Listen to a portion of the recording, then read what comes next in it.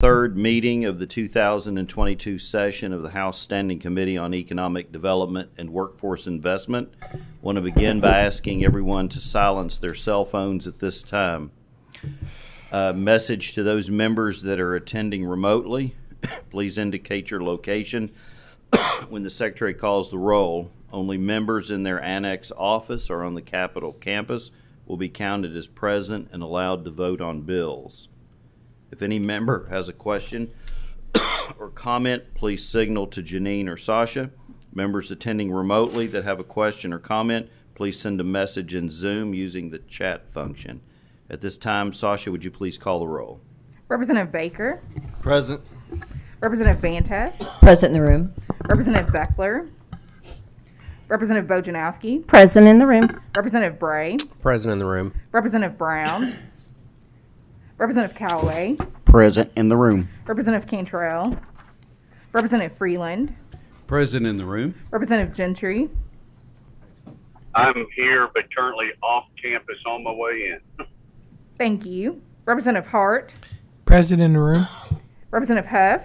Present in the room. Representative Johnson. Present in the room. Representative King. Present in the room. Representative Kulkarni.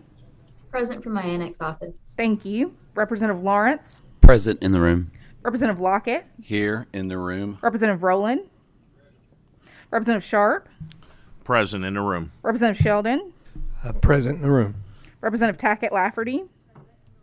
Representative Truitt. Present in the room. Representative Elliott. Present in the room. Chairman Weber. Present in the room.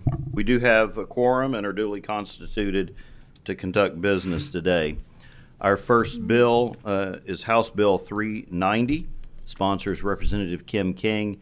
Representative King, if you and Representative Petrie could introduce yourselves for the record, and after you've done so, go ahead and begin your presentation on the bill. Thank you very much. Representative Kim King, serving the 55th House District. Representative Jason Petrie, serving the 16th House District. Proceed. Thank you. Thank you very much. Good morning, committee members. I look forward to being back up there with you all in just a moment, but it's an honor to present 390 to you today. I have the honor and the responsibility of serving on our Agriculture Committee, our Economic Development and Workforce Investment Committee, and also our Tobacco Settlement Agreement Oversight Fund. So I've really got a firsthand experience in dealing with agriculture issues, problems, concerns, and opportunities here in the state. So that's the reason I bring 390 to you today. I'm sure you are very well aware of how important agriculture is to our food, fuel, and fiber supply. So I'm ready to jump into 390 and let's carry on. Okay, very good. If you have the very short bill in front of you, I can easily walk through the major components of this bill. There's not very many. The first thing I would like to draw your attention to is there is no emergency clause, and the board that we will be hoping to alter and add a member to is the Kentucky Economic Development Partnership, a board governing the Cabinet for Economic Development, and you'll find that right there at the top of your bill. Very easily on line 26, you'll see we're proposing taking the board from 13 members to 14 members.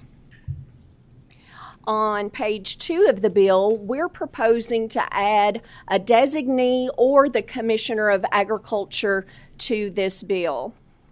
On page 3 is just a grammatical correction from continuing to continuous. If we add another person to the board, that will make the quorum go to 8 instead of 7.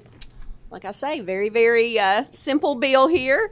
And we just think it's vitally important, again, to have an ag voice Motion on the bill. On this Economic Development Board.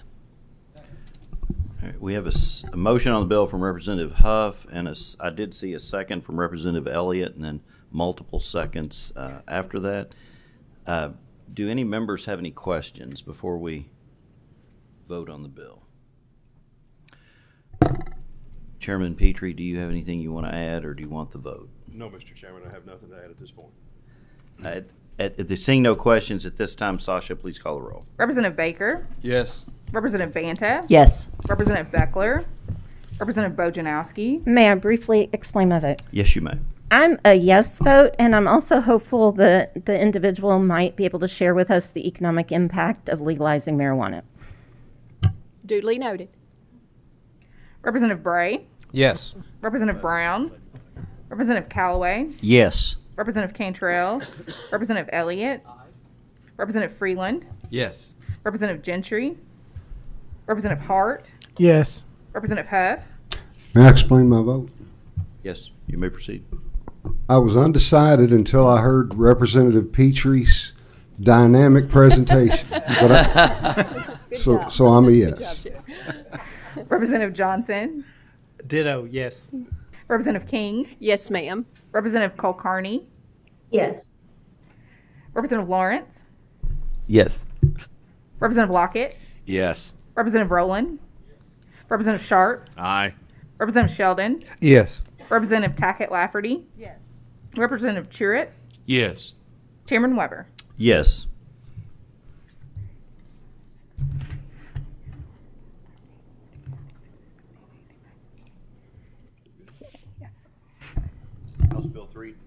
House Bill 390 passes with favorable expression.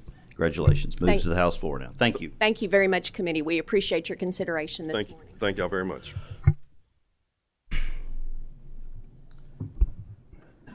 Our next bill up is House Bill 117, sponsored by Representative Bobby McCool.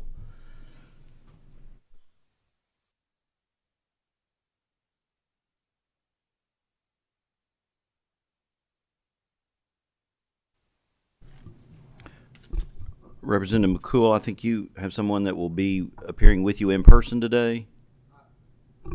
Thank you, Mr. Chairman. No, not in person. I have some folks back in the back if we need to Okay. ask questions. I do have a person that has appeared remotely. Mr. Woodward is on. Yes. I'm going to ask you at this time, Representative McCool, to introduce yourself for the record. And Mr. Woodward, if you're online and you may be speaking on this, if you'll go ahead and introduce yourself for the official record.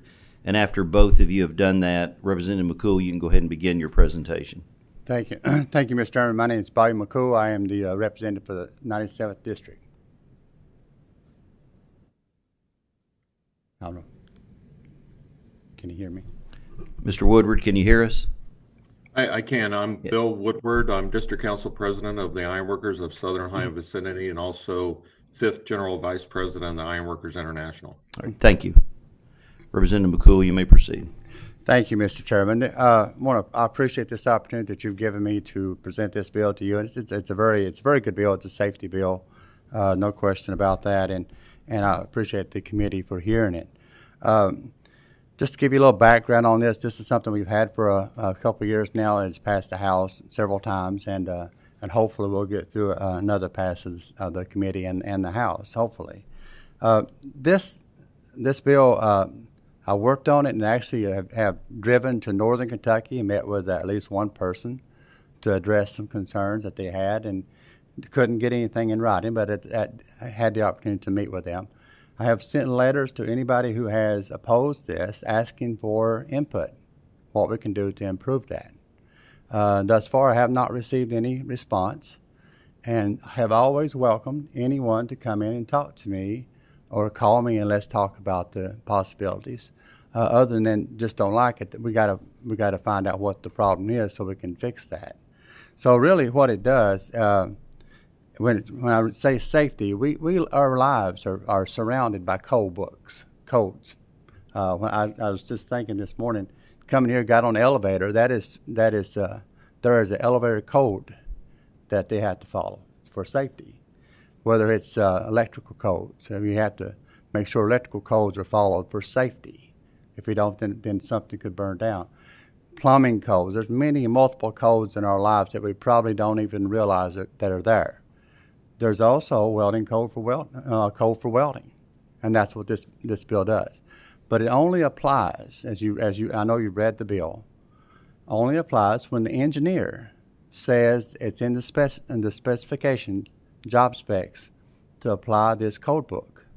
Now, this code book is called D1.1, and it's through the American Welding Society. The American Welding Society is not associated with anybody. They're totally independent. They're internationally recognized as the experts in welding cold. When I say that they're totally independent, they're not associated with any unions, any non-unions, or anything like that. They strictly write codes for welding, for safety.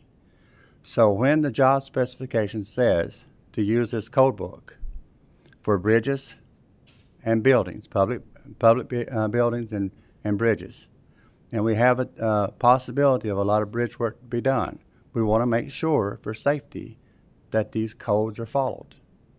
And that's why I'd like to have you consider this bill to make sure that everything is Motion done. on the bill. Second. We have a motion by Representative Elliott, a second by Representative Lockett. Mr. Woodward, since you have joined us online, do you have anything to add that you would like to comment on? Or Representative McCool, do you have anything else further you'd like to? I'd be glad to answer any questions they have. If not, I'm sure that Mr. Wood would be able to do that as well.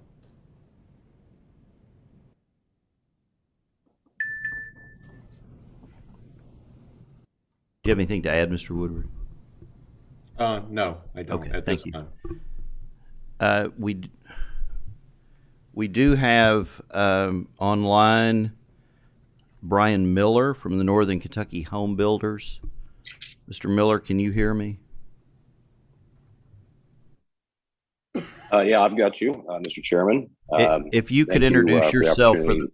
Mr. Miller, if you could introduce yourself for the record, your name Yes, and your title, and then you can proceed with your comments. Yes, my name is Brian Miller. I'm the Executive Vice President of the Building Industry Association of Northern Kentucky. We changed our name from the Home Builders Association a few years ago, as we also represent commercial industrial builder developers in our region. And forgive us if there's any noise. I'm actually currently in our welding lab at the Innsweiler Building Institute, a facility that we have used since 1967 to train new folks into the construction career trades, and as well as have taught welding and supplied a numerous amount of welders to the market over the years. We'll be expanding into another facility in partnership with the city of Covington, our largest municipality in our jurisdiction, and we'll be offering welding at that facility there too. We have testified a number of times over the years against this bill, and we have some key points to bring to you today, and I want to go ahead and thank you, ladies and gentlemen on the committee, to allow us to testify today. And please forgive me for any noise. We've got about 30 high school students in the lab next to me learning carpentry. So if you hear air compressors and nail guns, that's what they're up to. And hopefully they won't be running any rip saws, because that'll get really, really loud. First off, this bill would require testing facilities, certified facilities to be used, and certified instructors to be used. And a facility like ours, it's been in business for a number of years.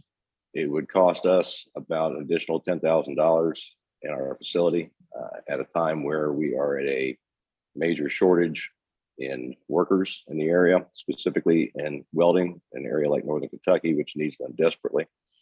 And also, I want to address this first. We are all concerned about safety. Representative McCool is concerned about safety. We're concerned about safety. But as we see it, free market principles in play would do very little with this bill to improve safety. As it stands, employers really don't use third-party certifications to test the abilities of their welder applicants. They're nice, but each welding company in our area would use their own testing and use their own methods in order to certify a welder to be at a certain standard to be able to work in their facility. The specification of D1.1 that was referenced, it's not only for public projects, and in fact, an engineer would specifically have to take D1.1 standards out in order for those standards to not apply to a multiple number of jobs. So it will affect more than just bridges and public projects. It will affect an awful lot of fabricators and directors across our state. Also, issue that we have with the bill is that as welding stands, a certified welder has to be recertified every 6 months. Welders don't always weld. There's literally hundreds of different welding certifications, and welders don't always weld in one certification area. They may weld in several different certification areas, and those certifications can span over 6 months. And if they have not welded in that one special certification in the past 6 months, they have to retest with an added cost and additional trouble. We don't believe that safety is improved by this bill. We definitely laud the sponsor of the bill to be concerned about safety, but as it stands in areas across the state, safety is addressed by inspections. So we have testified on numerous occasions over the last few years and have met with Representative McCool, both locally and in his office, and have stated that fact, that a bill that would be filed that would represent inspections instead of certification would go much further to address safety than what you have before you today. So we have been very responsive to Representative McCool and his invitations. We appreciate him hosting us in his office and us hosting him here as our guest to address these issues. And the American Welding Society, as a side note, is only one of a numerous amount of societies that have standards. So it's not the only one in the market, but for whatever reason, we've decided upon this one. So this bill has been brought before several committees in Frankfort, and it's in this committee now. And overall, when free market principles are in play, we don't see this moving safety forward, but doing nothing but adding cost. And in a committee that concerns itself with workforce investment, we see this as a hurdle rather than a welcoming track into the profession. And we ask that the members of this committee consider turning down this union-backed bill.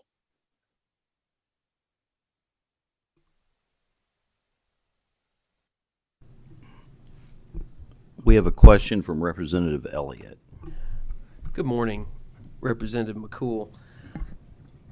What percentage of projects do you think this would apply to? Because I know you've said in your testimony that an engineer would basically have to determine when this D 1.1 job specification would apply to a job. And that may be something that you can't answer, but my guess would be this wouldn't apply in every job or every project. Thank you, Representative. You're correct. It does not apply to every welding. Matter of fact, it applies to very few. It's very specific. When the engineer says to use the AWS D 1.1 code book, that's what we're saying. And even more specific when it goes to bridges and to public buildings. So no, it does not apply. I've been a welder for many years and taught welding. Very rarely is that ever needed unless it requires some type of code book. And the reason that the code books are used is for safety. It's to ensure that you follow the correct procedures and processes and use the correct techniques. Representative Sheldon. Representative McCool, thanks again for talking to me about it again this morning. And as you know, we have a bridge company there in Warren County that has concerns about the bill as well. But I guess it would be nice at this point. I know we've talked about it for a couple, 2 or 3 years. It'd be nice to what originally got you motivated to run this bill. I would think there was, if I remember right, there were some instances that maybe happened that. And if not, has there been any occurrences over the last couple of years that this bill would have made a difference? Could I refer to the instance to Mr. Bill Woodward, please? Sure, absolutely. Okay. Thank you. And I'll address it too. Thank you. Bill, can you address the instance that you're familiar with? Yes, and that's a great question. What brought this to everybody's attention, this is a safety bill. McCracken County School collapsed. And it was discovered after interviewing the welders on the project that they had fake welding certification papers. And the company actually got paid for erecting the building. They got paid for removing the steel, the collapsed steel, and they got paid for re-erecting the building. Kentucky Insurance Division started investigating the company, and it was claimed insurance fraud because they claimed insurance after they falsified the welding documents. That's what started this investigation, if you will.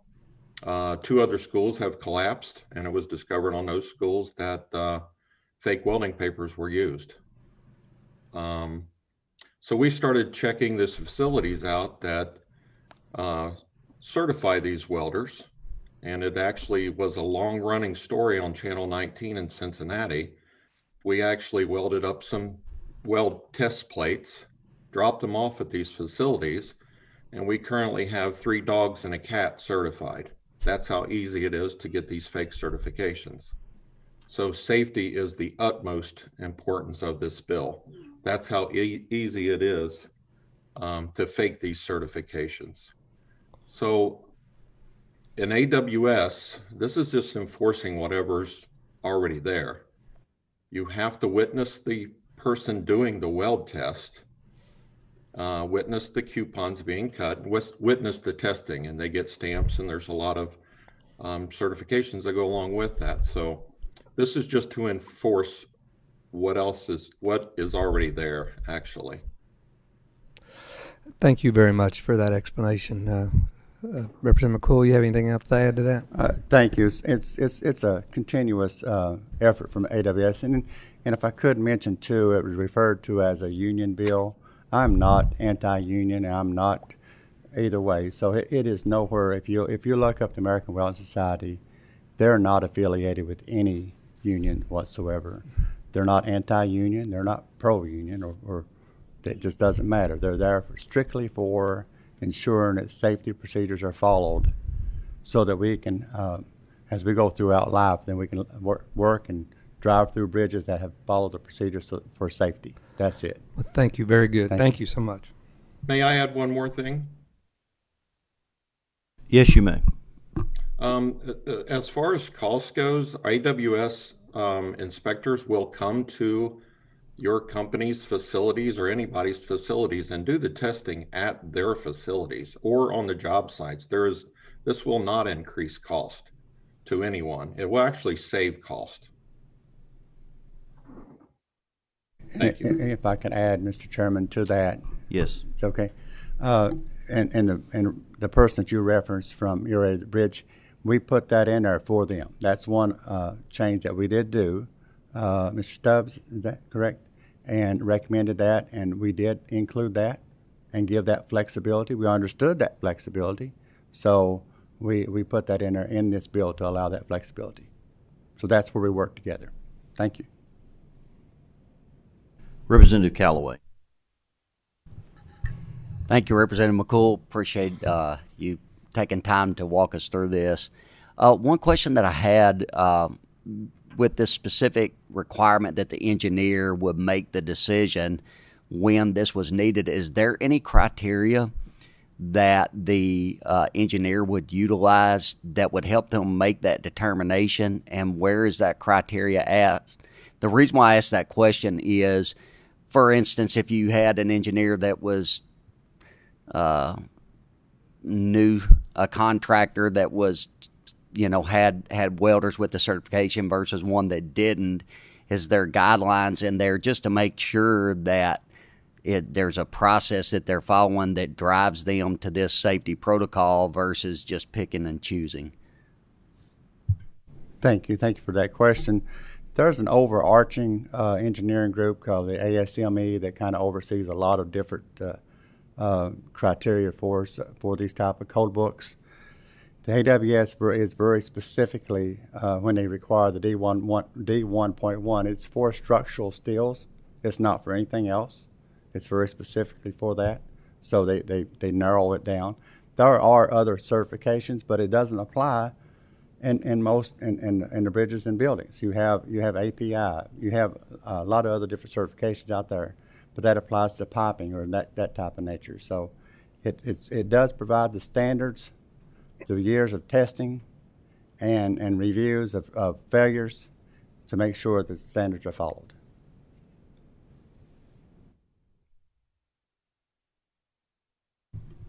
Representative Tackett Lafferty.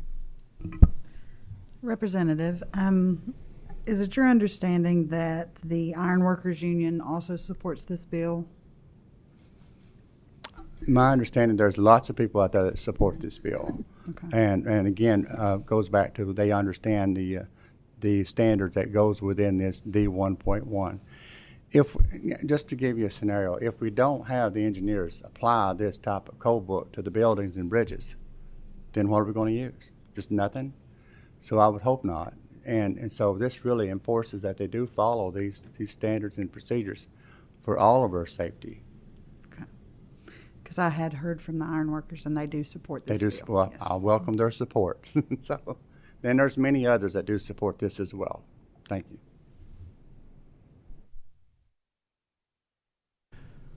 Seeing no other questions coming before the committee, at this time, Sasha, please call the roll. Representative Baker, Pass. Representative Banta, No. Representative Beckler, Representative Bojanowski, Yes. Representative Bray, Explain my vote, please. Yes. I'm going to vote yes, but I do have some very serious concerns about this. So I'll vote yes today. Thank you. Representative Brown, Representative Callaway, I explain my vote. Yes. I will vote yes as well. I'd like to get with you just to go through a few concerns that I have and make sure that when it comes to the floor that those have been met. Thank you. Representative Cantrell, Representative Elliott, Representative Freeland, Yes. Representative Gentry, Yes. Representative Hart, Yes. Representative Huff, Yes. Representative Johnson, Explain my vote. Yes. I'm going to vote yes as well, but like what some of the others have already said, we probably need to talk a little bit more so I fully understand where we're going with this. Thank you, Mr. Chairman. Representative King, Yes, ma'am. Representative Cole Carney, Yes. thank you. Representative Lawrence, Yes. Representative Lockett, Yes. Representative Rowland, Representative Sharp, Explain my vote. Yes. I'm going to vote yes also, but I also have concerns that need to be addressed. Representative Sheldon, Explain my vote real quick. Yes.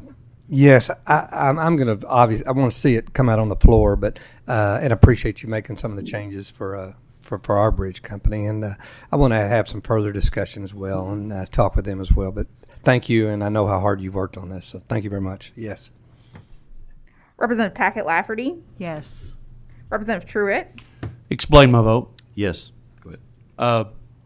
I'm going to vote yes, and like I said, the thing that sold me on it is the fact that the assurance that a school that's being built in the future,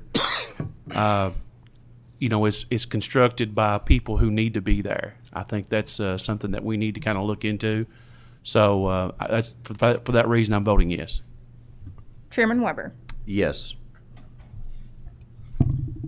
House Bill 117 passes with favorable expression and now moves to the floor. Congratulations, Representative McCool. Thank you. At this time, we've got a couple members that were not present for earlier votes. If they'd like to record votes or make comments. Representative Cantrell. That's correct. Thank you, Mr. Chair. I'd like to record a yes vote on House Bill 390, please. Representative Gentry. Yes, I would like to register a yes vote on House Bill 390 as well. Thank you. Any other members have comments or business we need to conduct?